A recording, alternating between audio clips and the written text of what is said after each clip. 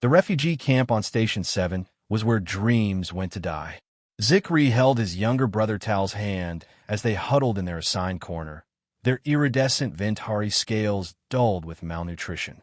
Their parents had died when pirates attacked their colony ship. 3 months in the camp, and no species wanted to adopt 2 traumatized alien children who couldn't even speak Galactic Standard properly. Then Marcus Rodriguez showed up. He wasn't like the other potential adopters who came through, soft-spoken diplomats or gentle academics. Marcus was massive by any species standard, covered in scars, with eyes that had seen too much. His application said former Earth military, current mechanic. Even the camp administrators seemed nervous around him. "These two," he said, pointing at Zikri and Tal without even asking their names. "Sir, perhaps you'd prefer a single child? Humans typically, both or neither." Marcus cut her off. His voice was like gravel. Zikri pulled Tal closer. This human looked dangerous, but staying in the camp meant eventual separation or worse. The first day in Marcus's apartment was terrifying. Everything was harsh, bright lights, loud noises from the workshop below, the smell of engine oil. Marcus handed them each a blanket and pointed to a room. "This is yours. Don't touch my tools. Food's at 0700, 1200, and 1800. Miss meal time, you don't eat." Tal started crying, a high-pitched keen that usually brought comfort from adults. "You can cry all you want," Marcus said flatly. "Won't change the schedule." Zikri wanted to hate him. But at exactly 0700, Marcus had prepared food specifically calibrated for Ventari dietary needs. Not the cheap protein paste from the camp, real food. When Tal couldn't reach the table, Marcus wordlessly built a booster seat from scrap metal during breakfast, his massive hands surprisingly gentle with the welding torch. The routine was ironclad. Wake up, eat. Marcus would go to work in his shop, leaving them educational tablets. Lunch, more learning. Dinner, sleep. Nobody asked Jen. "He doesn't care about us," Zikri whispered to Tal in their native language after a week. But then Zikri noticed things.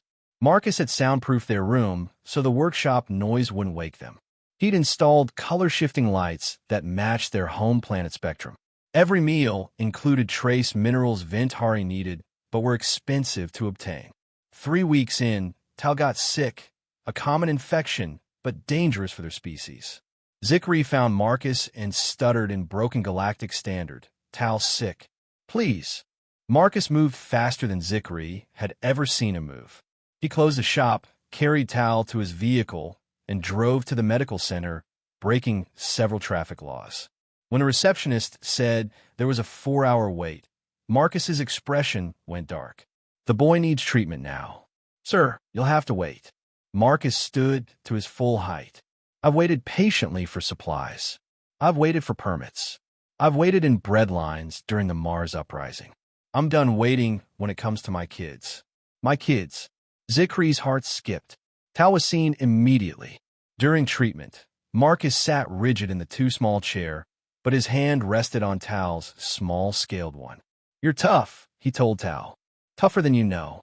This is nothing." Tal, despite the fever, smiled. Recovery meant 2 days of Marcus sleeping on their floor, claiming he was just checking the temperature regulation. He made Tal's favorite foods by hand when the synthesizer versions weren't good enough for a sick kid. 6 months later, Zikri's Galactic Standard was perfect. He found Marcus in the shop, rebuilding an engine. "Why did you adopt us?" Zikri asked. Marcus didn't look up. "Why do you think?" "I don't know. You're not soft, like other parents." Marcus set down his tools. "I was orphaned too. War on Earth. Foster system was rough. Learned that sometimes kids don't need hugs and pretty words. Sometimes they need structure, consistency, someone who won't leave."